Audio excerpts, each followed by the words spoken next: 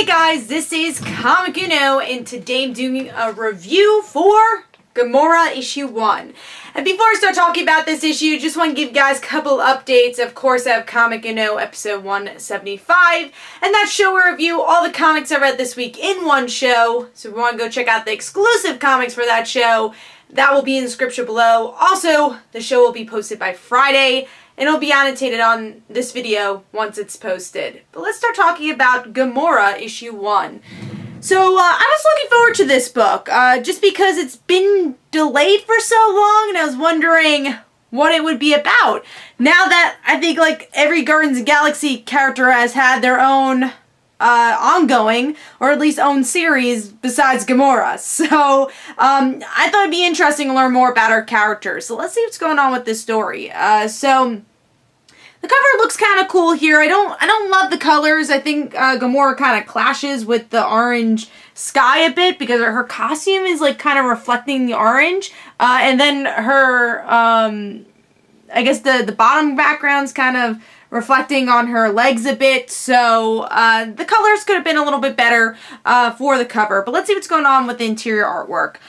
Which, I really like the colors here. I think it fit this whole cosmic story it's telling, obviously. Only nitpick is that there are some fighting scenes I thought could have been a little bit better. Like over here, I feel like the sword could have been highlighted a bit more. Even though there's so much great detail in facial expressions, I think some of the action could have been a little bit better. Maybe a little bit more gruesome, which is weird to say. Like, even here, this is like action scene with Thanos, but he's always like so, the camera's always so far away from him. Like, Thanos, especially in this book, looked really small, weirdly, because Thanos obviously is not a small character, but the proportions, you didn't really get to see him that much in the book, so I thought that detail could have been a little bit more, detailed. But I like Gamora, like, when you do have those, cool, close-ups, I feel like they did facial expressions really well, and I really like the coloring. I think the kind of chrome coloring for this book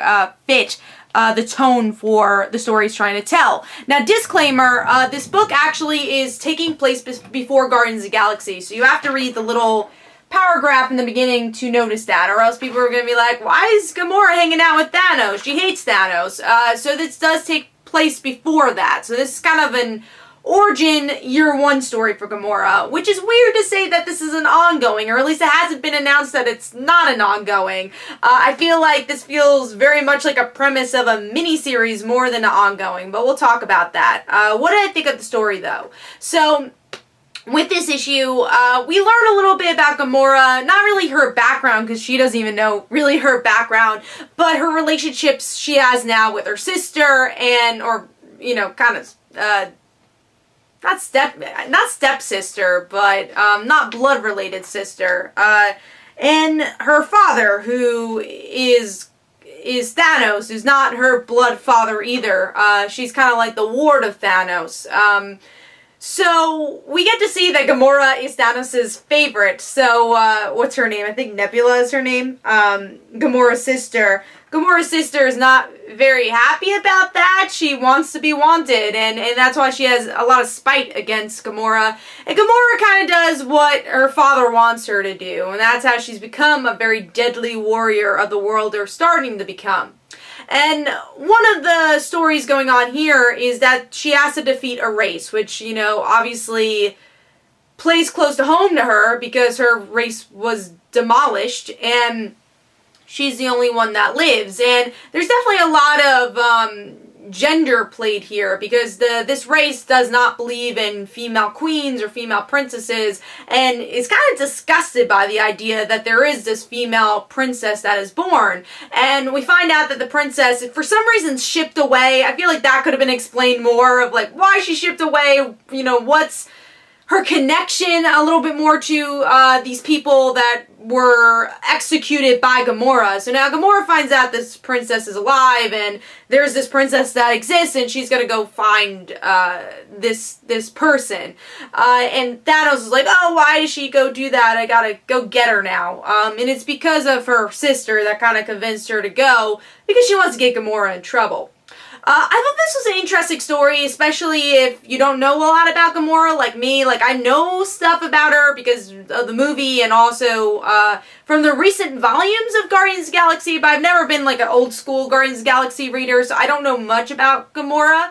So it was kind of cool to see how the movie origin was very relevant here. I think they stole a lot from the movie. I don't know if the movie story is similar to Origins in the comic, but you can tell there's definitely a movie tone to it, or at least the characters they created in the movies, or the movie, definitely the origin story is more relevant here. So if you like the Guardians movie, I think they try to make it more like the movie than I guess what Gamora's origin story was, unless it was similar. I don't know.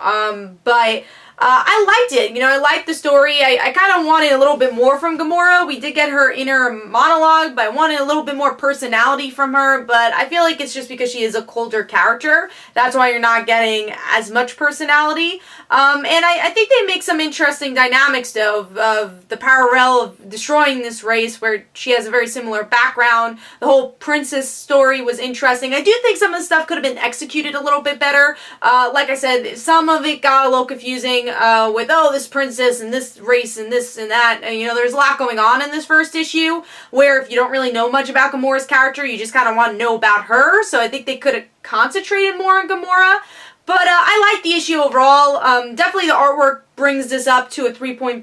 If it was just for the story, I think it would have been a little lower, but I thought the art was really good, or at least the coloring was really good. And there were a lot of detailed pencils with the close-ups. So I'm going to give Gamora issue 1 3.5 stars. It wasn't a bad start. I do think some execution things could have been better. Hopefully we get some more from Gamora in the next issue, and I do feel this could have been a better miniseries and ongoing. And that's kind of worries me for the future of, like, do I want to follow this story where I know where it ends for, you know, 30 plus issues? How long it's going to be, I don't know. I kind of wish we had... This feels like a story that needs a definite ending more than, oh, let's just see where it goes. So we'll see where it goes, but I will pick up issue 2 to try it out. But issue 1 was pretty interesting. I don't know if it totally grabbed me, but it gave me enough to want to pick up issue 2. So hopefully you guys enjoyed. This is Comic Uno. Don't forget to follow me on Twitter. Don't forget to like my Facebook page. Also, description below, there are links for my comic book, Like Father, Like Daughter. And don't forget to like the Facebook page of Like Father, Like Daughter. And I'll see you guys later. Bye.